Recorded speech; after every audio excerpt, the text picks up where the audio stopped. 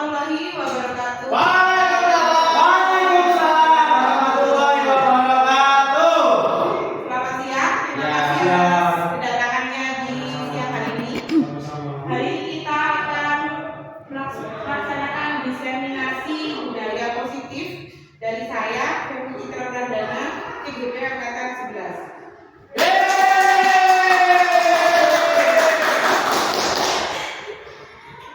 Terima kasih atas tepuk tangannya. Sama-sama. Berikutnya agenda kegiatannya, alhamdulillah sudah kita buka.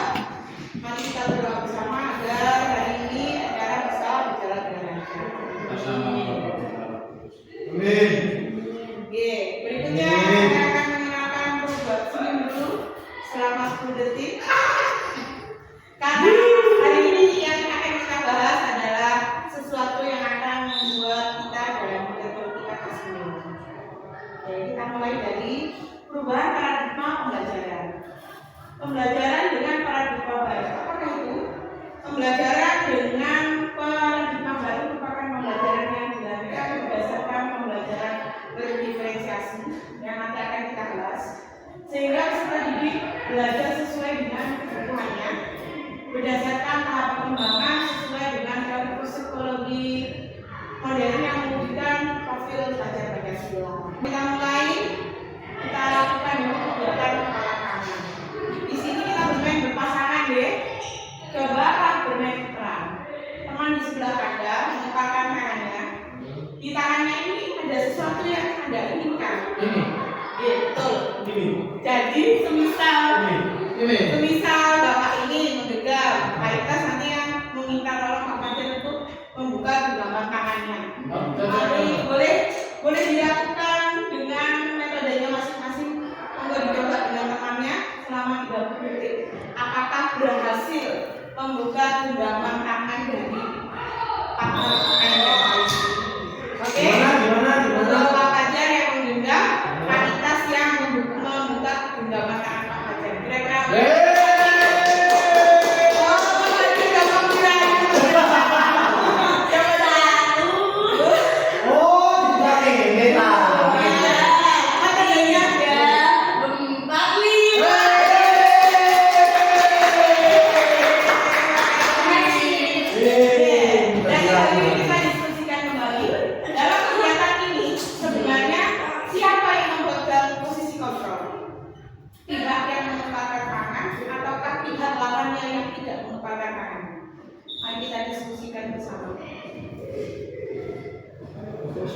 Kira-kira kira-kira ini perlu didiskusikan.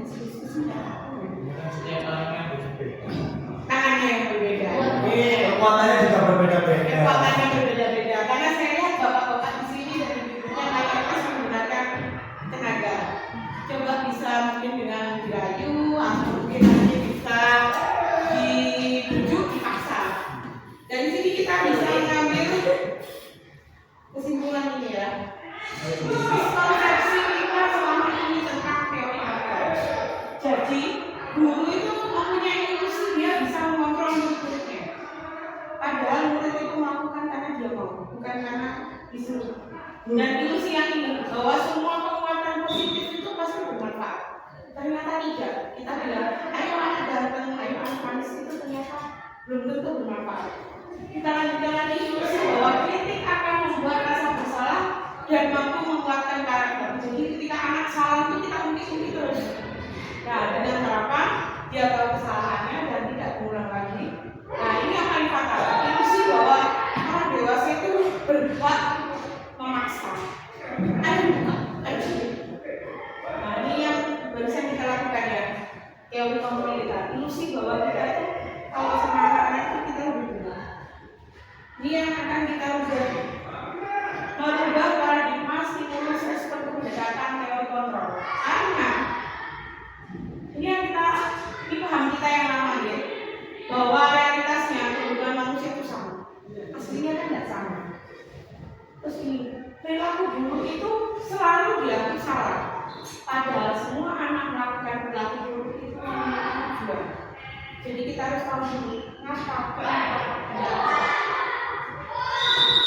saya bisa mengontrol orang lain. Ini selama ini pendapat dulu ya, bahwa murid itu harus bisa mengontrol.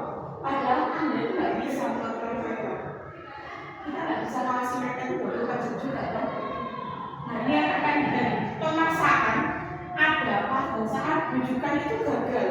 Kalau udah dirayu nggak iso, emosi, akhirnya dipaksa. Padahal bisa dilakukan dengan kolaborasi dan konsensus yang membicarakan pilihan-pilihan. Jadi anak itu sebenarnya tahu dia salah, terus mau memperbaikinya seperti apa, tapi mereka tidak punya keberanian untuk mengungkapkannya, atau mereka mungkin bahasanya belum bisa mengungkapkan apa yang dirasa dengan bahasa anak. Model berpikirnya menang kalah, guru harus merasa menang terus, murid menang terus. Padahal sebenarnya murid dan gurunya bisa sama-sama menang. Dari sini kita belajar tentang teori kontrol. Lanjut. Nah, ini kita pelajari berikutnya, motivasi perilaku manusia. Jadi menurut ahlinya, motivasi nanti saya carikan ya, saya lupa. Teori motivasi perilaku manusia. Satu, dia menghindari ketidaknyamanan atau hubungan. Anak-anak itu kan biasanya itu, daripada dihukum.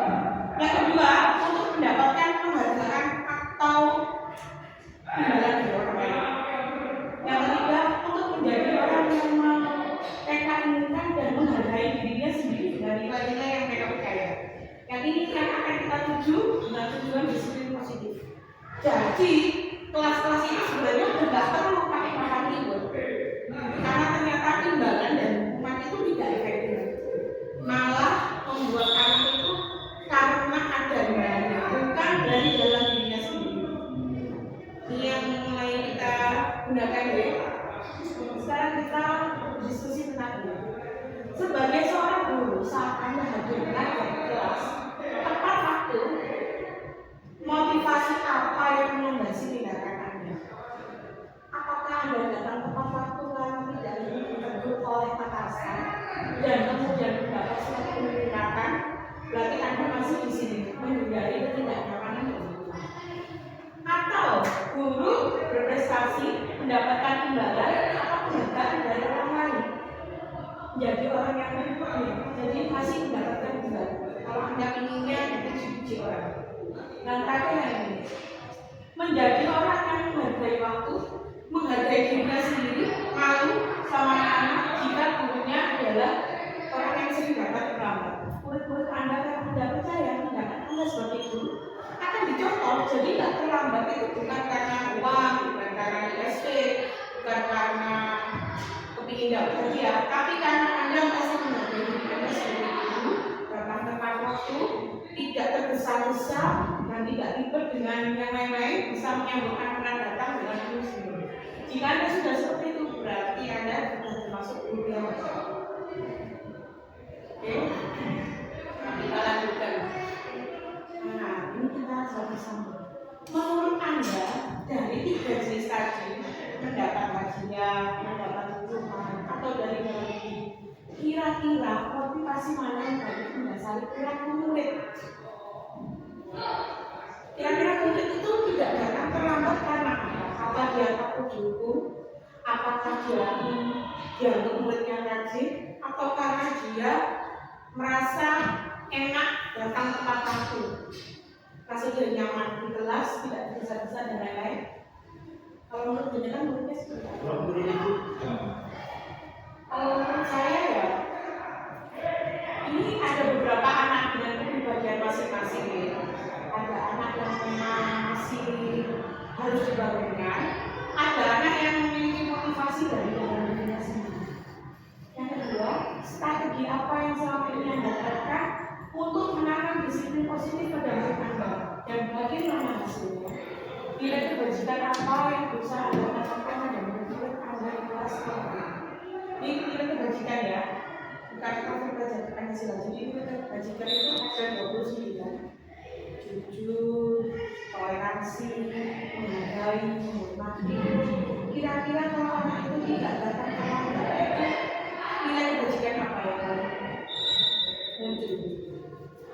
Kenapa anak itu tidak mau datang? Nilai kebajikannya apa? Menghargai dirinya sendiri, menghormati dirinya sendiri, disiplin, tanggung jawab. Nah, itu yang akan kita munculkan di anak-anak. Bahwa kamu anak yang hebat, luar biasa, bisa menghargai. Setelah kita berpikir dengan serius tadi, mari kita lihat ilustrasinya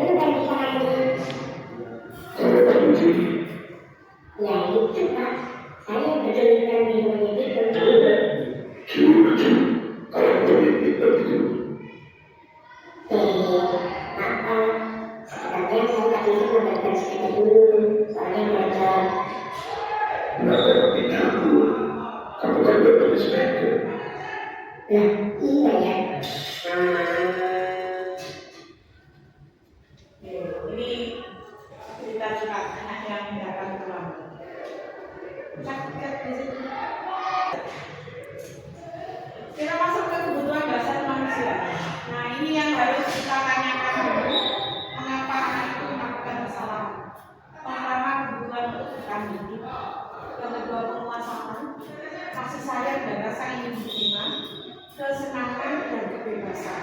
Ini yang lima motivasi orang melakukan suatu tindakan. Kita masuk ke studi kasusnya ya. Kasusnya. Bu Ani, guru kelas 5 di SD Bintangki sedang bingung menghadapi salah satu murid di kelasnya, Agus.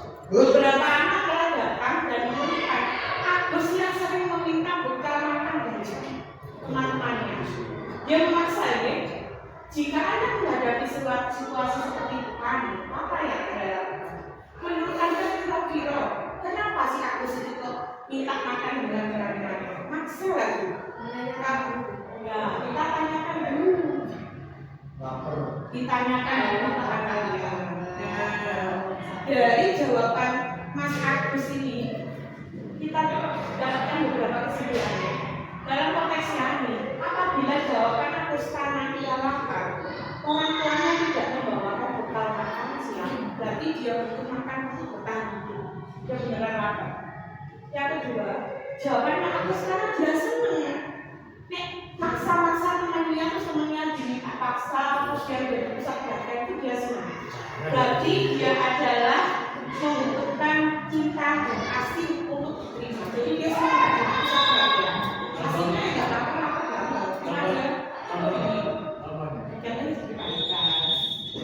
Apabila jawabannya Agus, dia merasa hebat, tak jaluk, dikekno kontrolnya pergi, dia merasa dia kuat, hebat. Aku ini anak paling kuat di kelas. Berarti dia butuh penguasaan atau pengakuan atas kemampuan dia. Apabila jawabannya Agus itu dia bosan gabut karena nggak ada bekal, pengen ngasih bekal itu aja dan nggak dibawa. Berarti dia adalah kebebasan. Dia pinginnya makanan temannya karena makanannya itu enak. Ini dia butuh kebebasan. Apabila jawabannya Agus iseng aja, kontrolnya di video itu diminta itu gitu. Berarti dia mencari kesenangan, senang. Dia temannya begitu perlu berdiam itu senang. Nah ini kalau kita sudah kenal dengan si Agus, yang ini harus kita lakukan motivasi dari perilaku anak. Jadi tidak semua yang diperbuat anak itu pasti salah. Coba ditanya, kenapa kamu tadi? Misalnya, kenapa bajunya nggak lengkap? Kenapa tadi kok datangnya terlambat? Kita tanyakan dulu, jangan langsung marah. Terus darah tingginya kita kumat leher sakit. Jadi lebih baik kita melakukan mendalami dulu dia. Di sini guru memiliki 5 posisi kontrol. Sebagai ibu, ini saya mana? Sebagai pembuat rasa bersalah. Siapa itu yuk? Sebagai teman. Dan itu yang dua siapa? Pemantau dan manajer. Tidak ada yang benar dan tidak ada yang salah dari 5 posisi kontrol ini. Karena kalau ini akan digunakan dengan kasus dan situasi tertentu dan melihat pelakunya, apakah dia itu tiba-tiba baru saja atau memang sudah terbiasa melakukan hal itu. Jadi posisi kontrol guru ini adalah yang sebaiknya kita miliki dan otak ini harus memilah mana kita berpikir cepat sama berpikir lambat. Contoh penerapannya nih. Kasusnya siswa tidak memakai atribut lengkap saat upacara. Kalau kita sebagai guru masuk, aturan nggak lengkap berdiri di pojok, kita sebagai guru.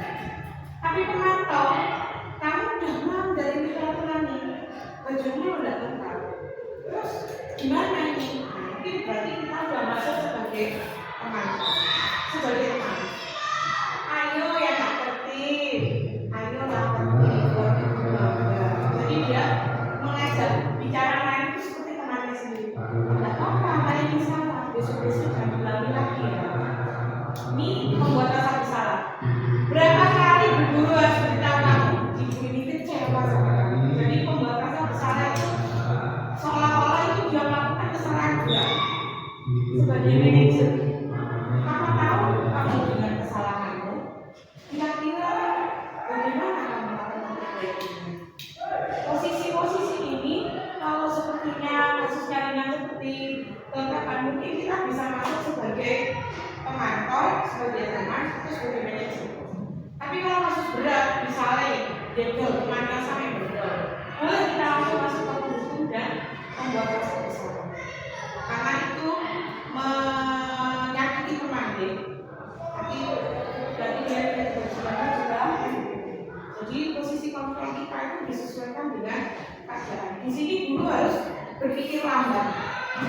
dipilah dulu saya mau seperti apa. Kecuali kalau penjagaannya itu memang benar-benar langsung bawa lah, kita berhikmat langsung sebagai penghukum atau pembatasan. Lihat situasi dan kondisinya ya. Masuk ke disiplin positif. Nah, ini disiplin berasal dari kata disiplin yang artinya belajar.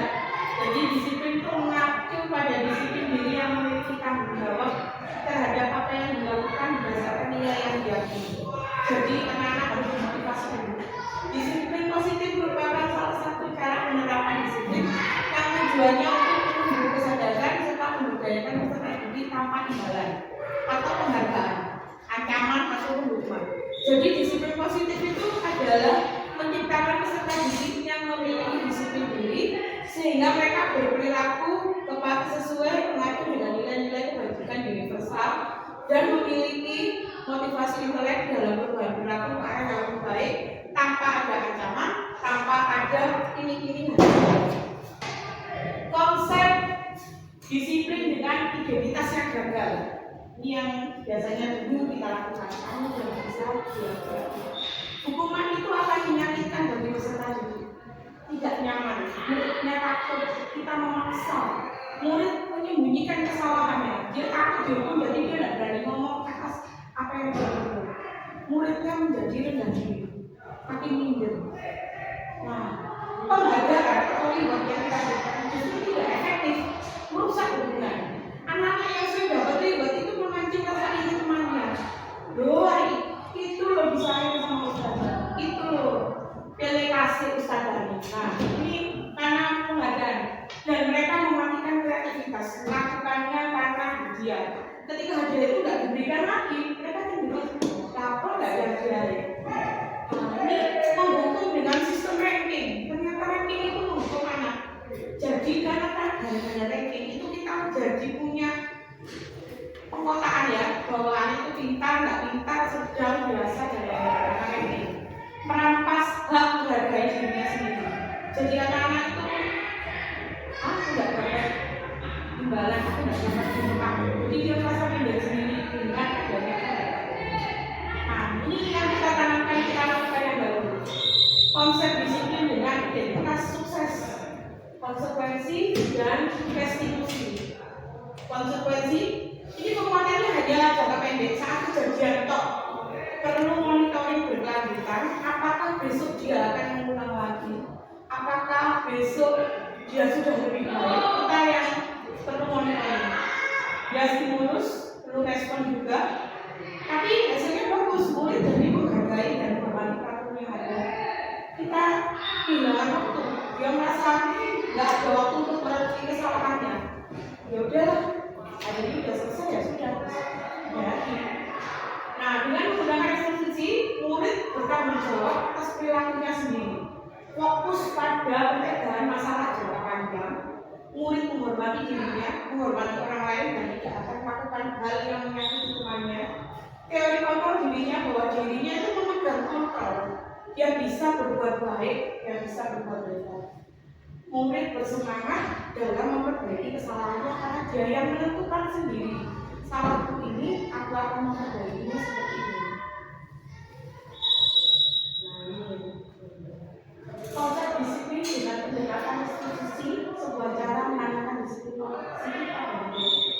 Proses menciptakan kondisinya memperbaiki kesalahan mereka hingga mereka bisa kembali lagi ke kelompoknya dengan karakter yang lebih kuat. Jadi dia sudah tahu dia salah, dia sudah bisa memperbaiki, dia kembali lagi ke teman-temannya tanpa ada pembulian, tanpa ada benar kan nakal, benar kan kemarin sudah nyakitin aku. Nah ini dia akan kembali dengan karakternya yang lebih baik dan lebih kuat.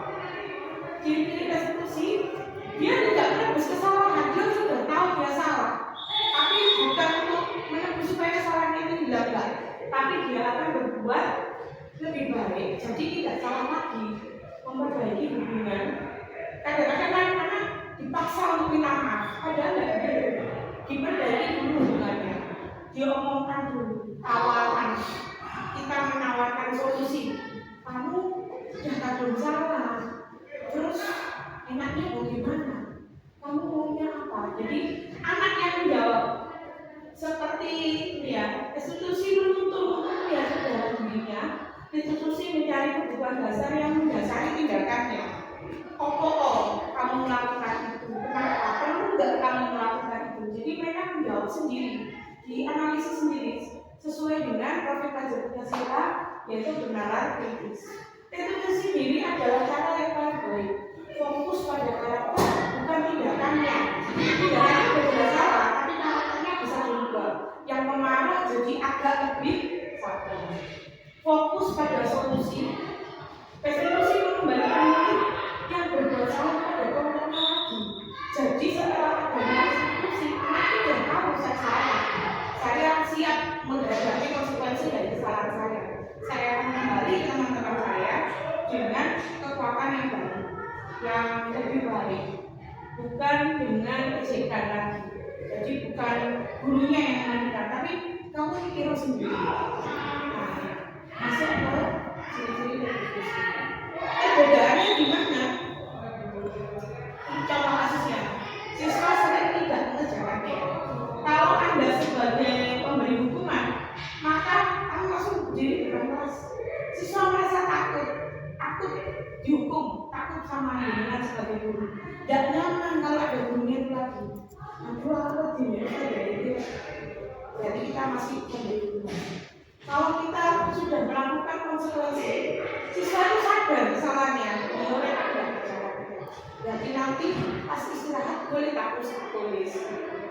Nah, dia sudah punya solusi untuk dirinya sendiri. Nanti pas istirahat tak tulis harus. Nah, ini gurunya tegas, dia tetap dihukum sebenarnya sama, tapi hukumannya itu dia yang milih. Saya nanti harus akhirnya ya, dia menjalankannya. Dan siswa itu sudah ngerti, berarti aku besok harus mengerjakannya. Kalau kita menggunakan institusi, mengingatkan tentang keyakinan kelas dan berdiskusi. Jadi penting sekali kita membuat keyakinan kelas itu. Guru bersifat terbuka, gurunya yang nanya, siswa menjawab, mengeluarkan pendapatnya tanpa merasa malu, intimidasi atau dipaksa. Jadi siswa memiliki kepercayaan diri untuk menyelesaikan semua masalahnya sendiri. Jadi dengan institusi itu anak akan gini. Jadi dia sudah benar kritis, mengetahui kewajiban haknya sebagai seorang guru. Ini bisa kok dilakukan di SD. Saat menjadi murid, sebagian dari kita pernah merasakan hukuman. Hukuman berlari keliling lapangan, berdiri di depan kelas, dicap sebagai pemalas, bodoh karena tidak bisa menjawab soal-soal, dan lain sebagainya. Ibu dan Bapak guru, apakah praktik-praktik tersebut masih terjadi di kelas kita saat ini? Menurut James Quinn Wilson dalam bukunya The Moral Sense, menyebutkan bahwa seseorang menunjukkan perilaku tertentu karena dilatar belakangi oleh 3 level motivasi. Level pertama, untuk menghindari rasa sakit atau hukuman. Level kedua, untuk mendapatkan penghargaan dan penghormatan dari orang lain. Level ketiga, untuk menghargai dirinya sendiri. Ketiga level alasan tersebut menunjukkan motivasi kita dalam berperilaku. Pada materi ini, kita akan membahas motivasi perilaku level pertama, yaitu menghindari rasa sakit atau hukuman.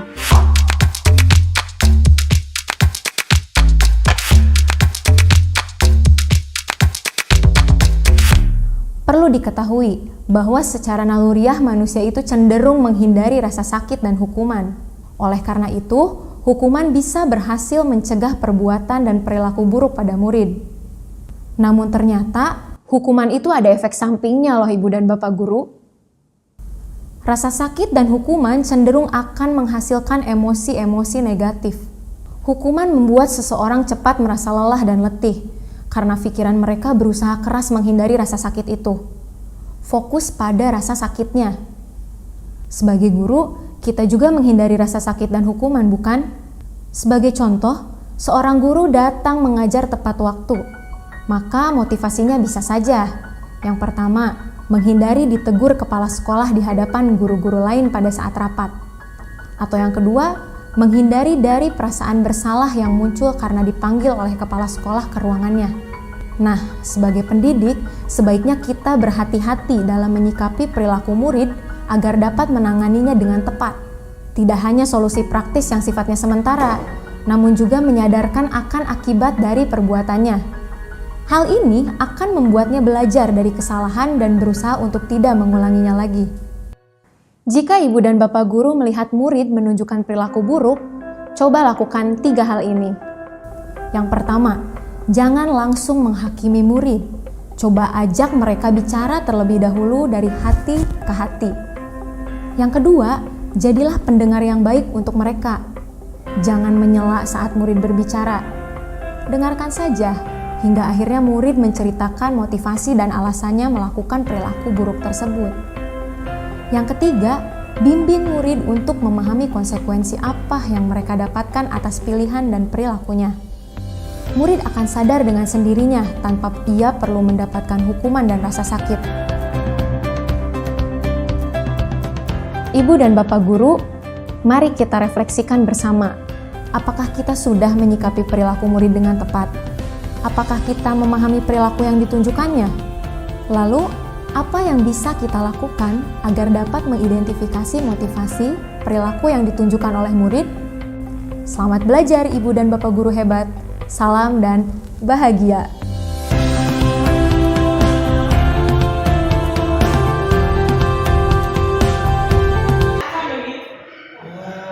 Nah, ini yang kita berkenalan dulu dengan namanya segitiga restitusi.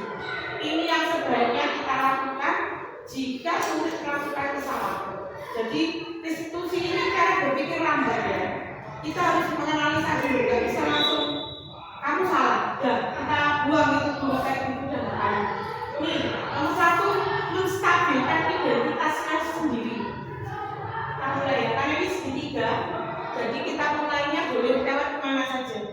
Tapi yang paling adalah menstabilkan sendiri. Stabilkan identitasnya dengan kalimat ini. Setiap orang itu pernah melakukan salah. Tidak apa-apa kamu itu salah. Gak apa-apa, udah gak apa-apa, cerita aja sama gurunya. Terus kita masuk ke validasi tindakan yang salah. Terus kamu tadi seperti itu kenapa ya? Oh, kalau tadi terlambat itu kenapa ya? Temannya tadi kok dipukul ya? Kenapa ya? Kita tanyakan alasan dia. Nanti kita bisa menggali apakah dia itu ingin kebebasan, penguasaan, cinta dan kasih sayang, ingin diperhatikan dan lain-lain kita tentukan. Kemudian kita kembalikan lagi keyakinan relasi. Tindakanmu yang kayak gitu tuh udah cocok belum ya dengan keyakinan relasi yang kita buat kemarin? Kalau nggak cocok, gimana sekarang? Harus bagaimana kamu dengan temanmu? Harus bagaimana kamu kalau punya pasangan seperti ini? Tanyakan ke darahnya. Jadi dia nanti, oh aku tak begini. Jadi kita menimbulkan kesadaran dirinya bahwa itu yang harus dilakukan tanpa dia menyadari bahwa kita itu sudah mengiring kepada jawaban yang kita inginkan sebenarnya. Karena ini untuk kita kecil ya, kalau saya tidak bisa masuk dalam ini karena mereka sudah punya pemikiran yang berbeda. Oke. Berikut ini akan saya tampilkan video tentang restitusi. Contohnya kegiatan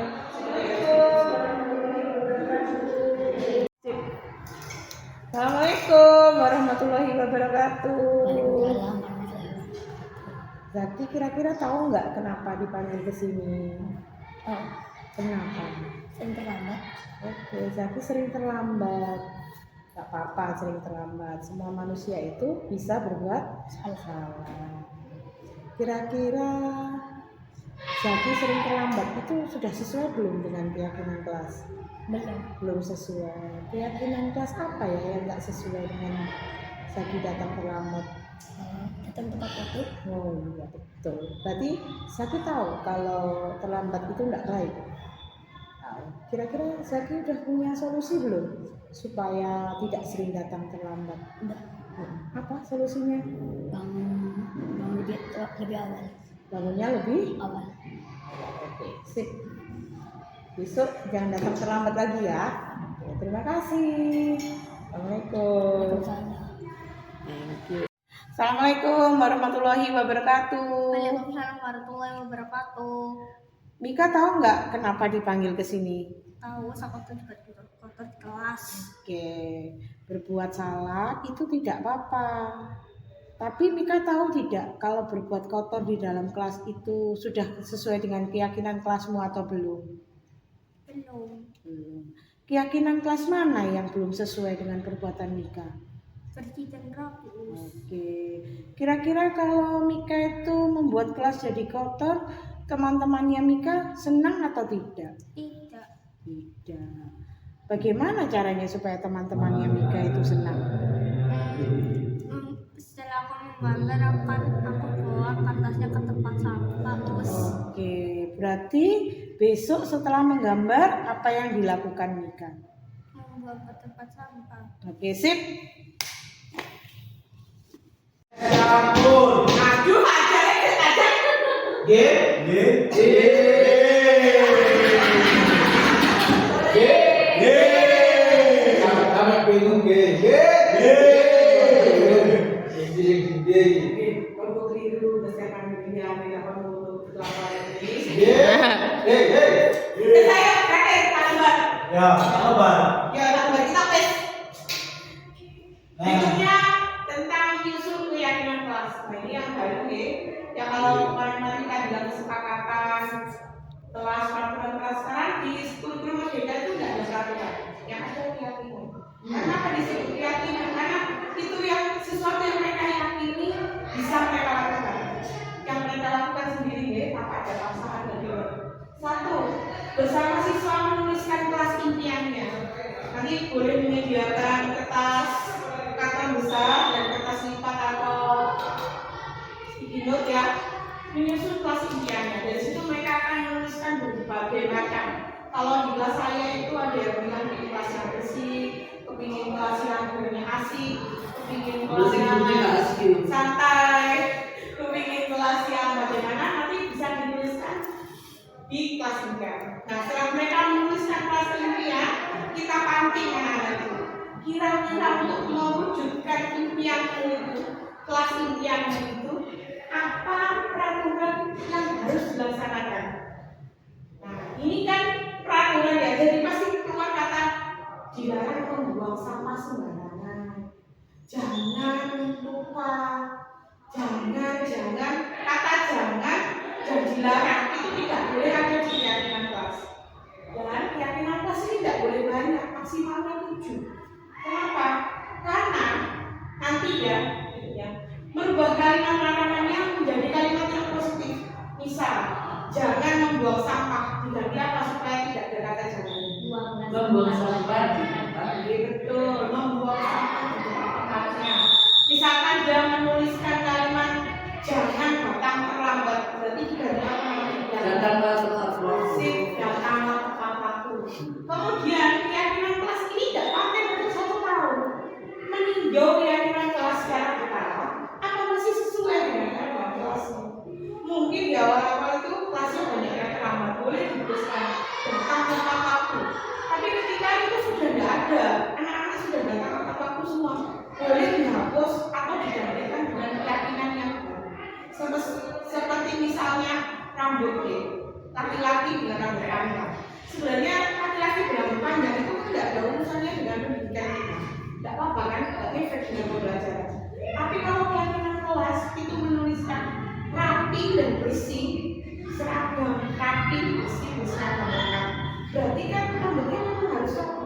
Dan itu kita tidak bisa memaksa anak untuk memotong rambut dan lain-lain. Itu menanyakan apakah sudah sama dengan keyakinan kelas yang kamu inginkan.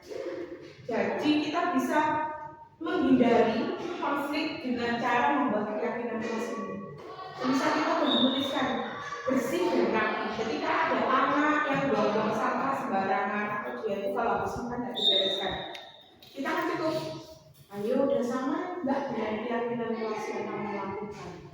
Jadi mereka akan memberi responnya sesuai dengan yang kita inginkan menjadi disiplin positif tanpa ada pemaksaan dan hukuman. Tutup ya. Terima kasih atas kehadirannya hari ini.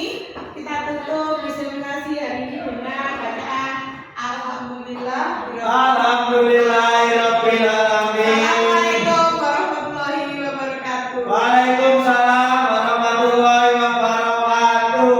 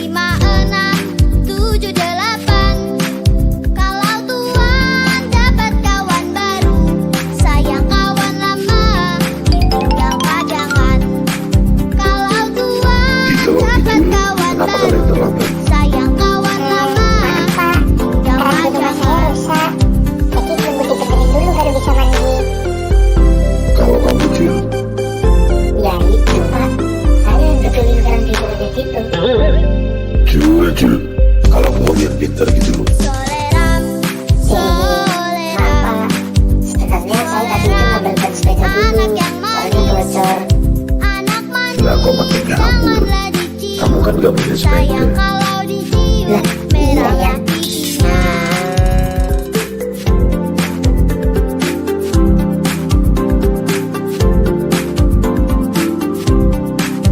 Satu, dua, tiga dan empat, lima, enam, tujuh, delapan. Kalau Tuhan dapat kawan baru, sayang kawan lama ditinggal pajangan. Kalau Tuhan dapat kawan baru, sayang kawan lama ditinggal pajangan.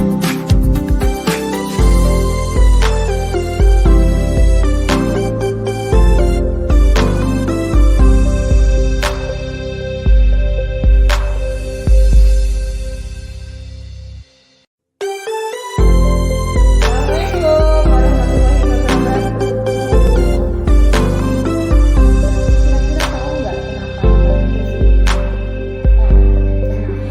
Soleram, soleram, soleram, anak yang manis, anak manis janganlah dicium, sayang kalau dicium merahlah pipinya.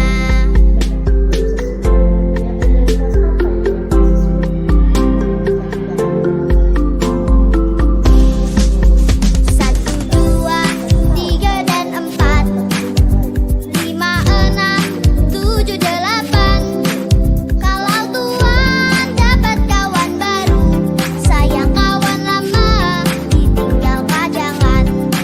Kalau Tuhan dapat kawan baru, sayang kawan lama ditinggal pajangan.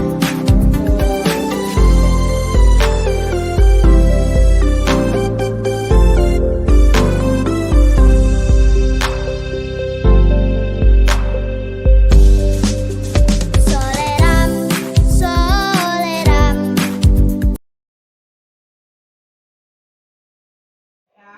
Assalamualaikum warahmatullahi wabarakatuh.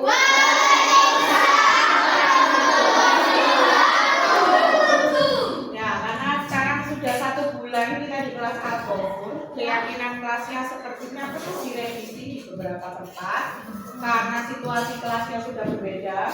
Kalau dulu kan kamu belum akrab, belum tahu, ya mau bikin circle apa mau bikin apa kan belum tahu. Sekarang kan sudah. Sekarang kita mulai lagi keyakinan kelasnya dengan yang pertama adalah menuliskan kelas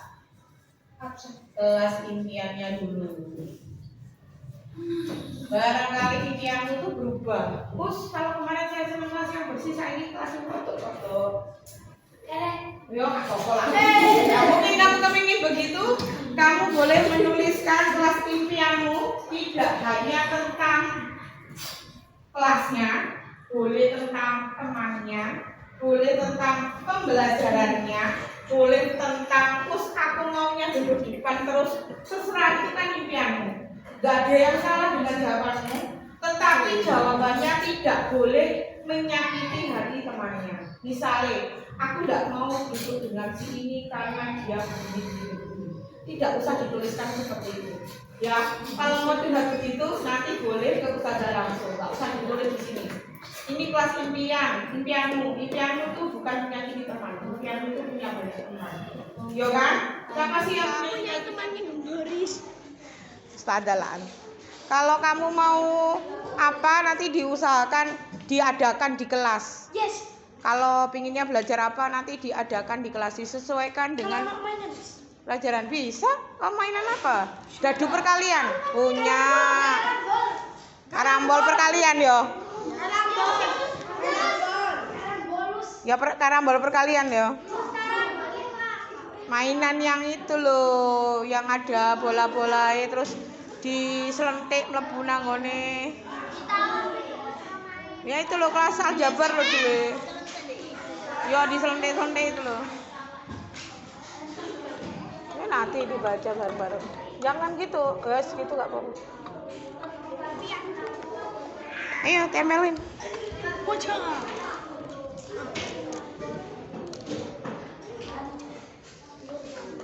Ya boleh naik.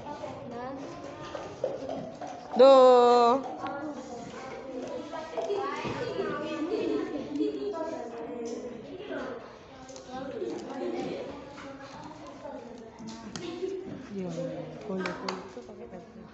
Rehan tunggu dulu sama-sama hijau. Oh sebelah. Rehan sebelah punya anu atas sendiri Rehan berarti. Ojo di bawah punya Al ya. Elek lah hijau mbak hijau. Kamu sebelah sana ya. Iya biar bagus.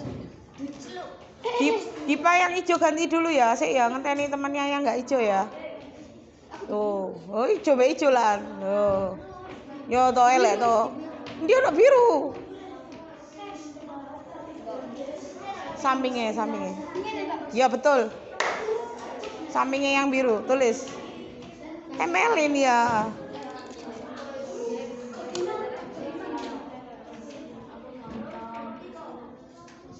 Ya, situ. Sip.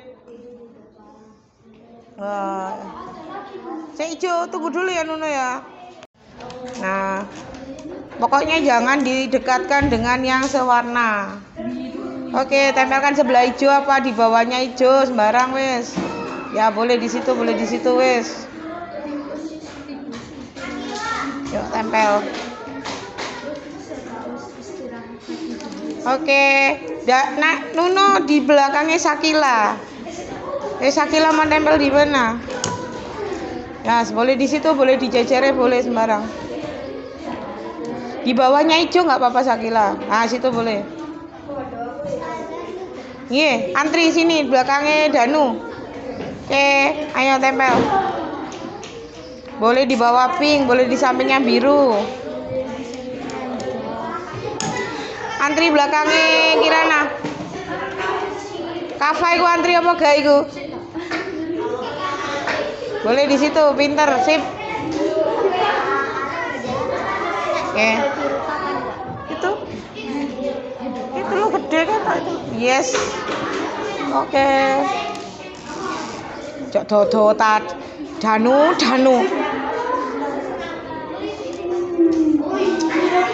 Dani kok.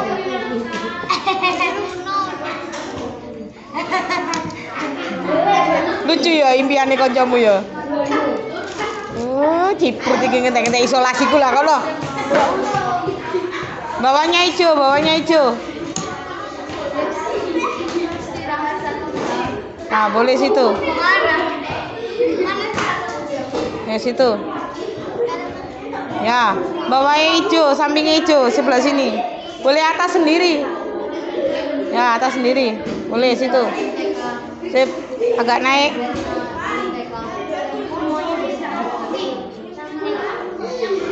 Oh. Agak naik. Hop. Ya, itu loh tempatnya sebelah hijau. Sebelah hijau kosong.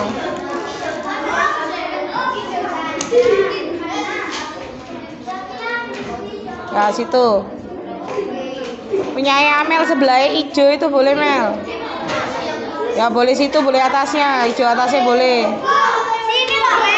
Gak oleh lah podo pinge. Delisa ini ngajar. Ya situ boleh. Ya situ. Cek akeh nenek Joko. Ciprut iki delontak. Entek-entek isolasi iku. Aku tak video lo Al. Wes gak apa-apa, nanti dibenak mana. Ayo minggir, Sahab di mana? Sahab bawa pink Sahab. Sana yang atas.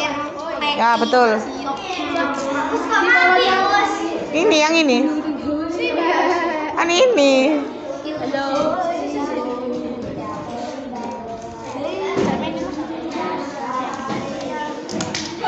Hai.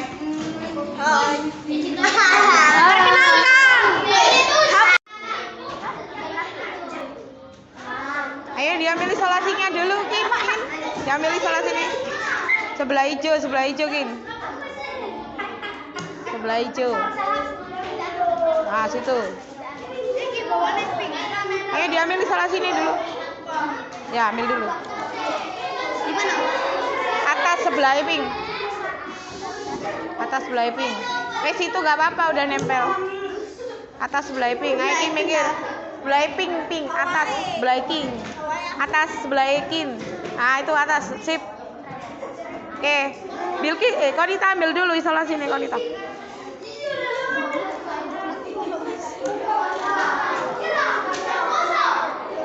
Sampingnya, betul situ. Loh, ini kacamatamu, Jo.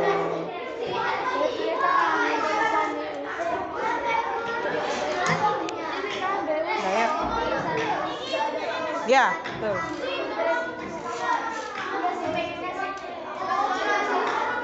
Ayo, ada lagi? Yang lain, cewek-cewek.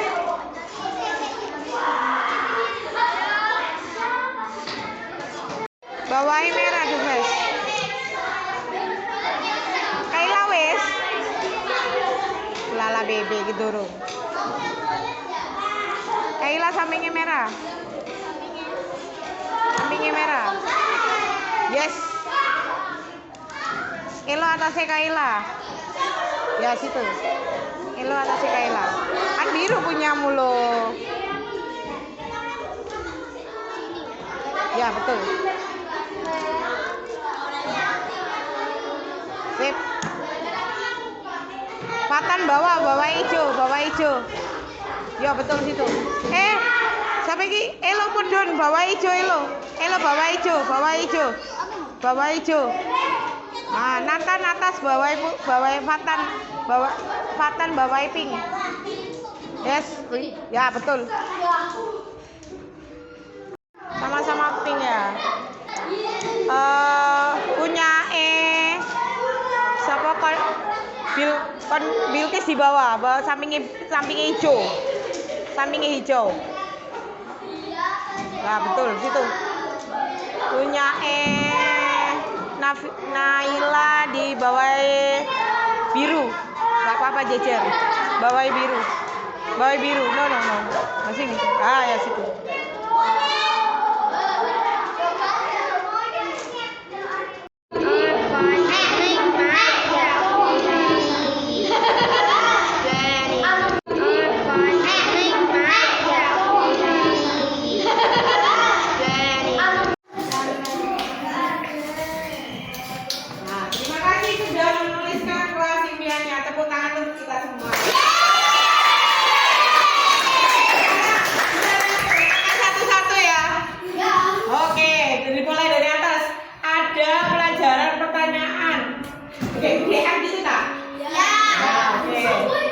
Bersih dan tidak, ada kotor dan rapi.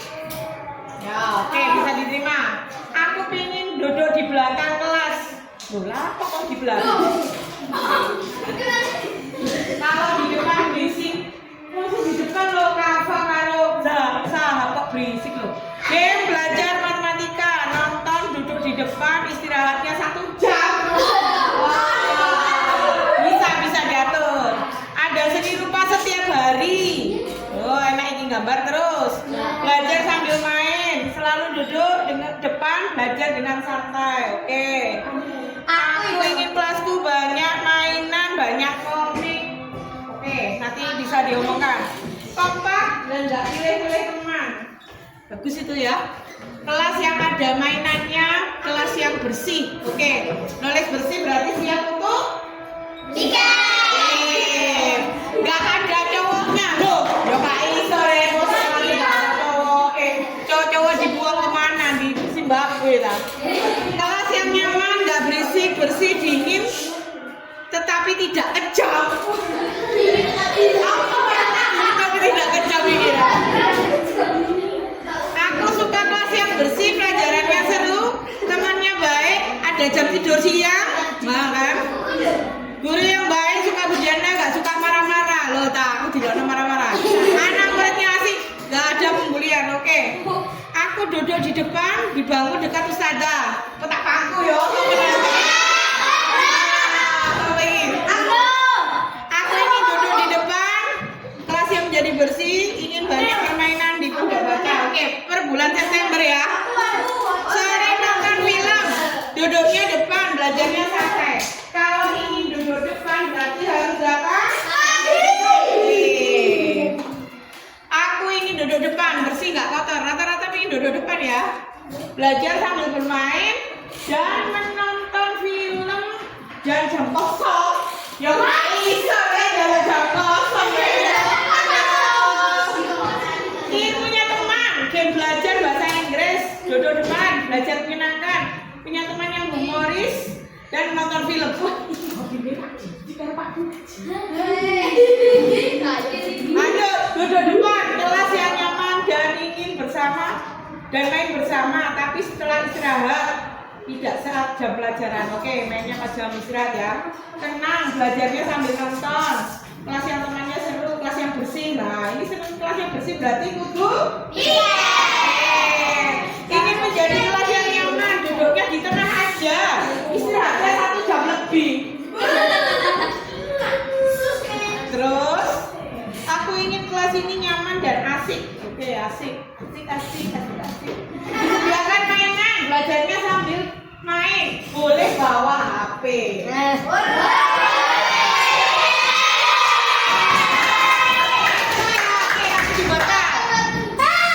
Sering nonton setiap hari. Waduh, jam kosong. Nah, sore mainan atau boneka. Terus tidur siang.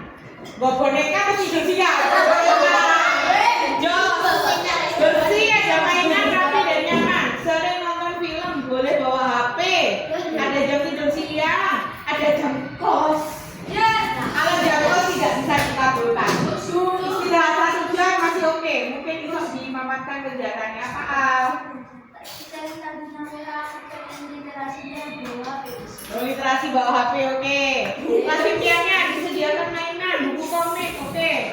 No bully, kelas estetik. Nah, kelas estetik berarti nonton, ya oke. Boleh bawa HP oke. Bawa tok sih, HP-nya dibawa tok sih.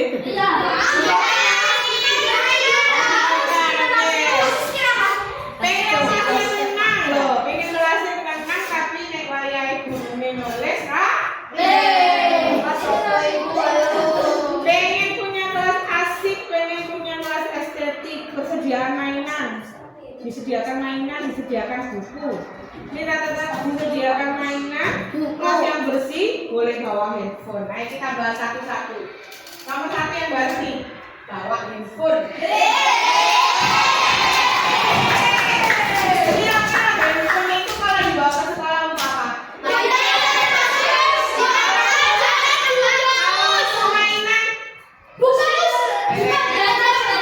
Belajar pakai handphone bisa ada bisa.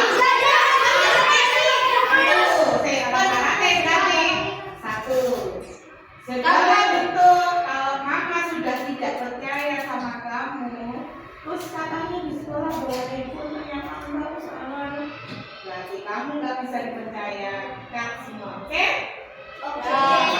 Bawa handphone ke sekolah. 1, keamanan handphone ditanggung sendiri. Atau dikumpulkan di usada. Nilai pembelajaran dipakai. Kalau waktu kamu istirahat, sholat dan lain-lain supaya aman di situ sama usada. Nanti pulang dikembalikan lagi begitu ya.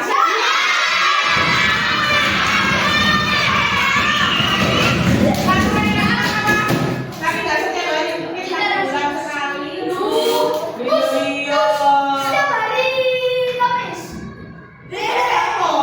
Kalau yang mainan disuruh bawa handphone nggak apa-apa. Tapi misalnya hari Kamis ini lupa bawa handphone, ya apa bawa handphone?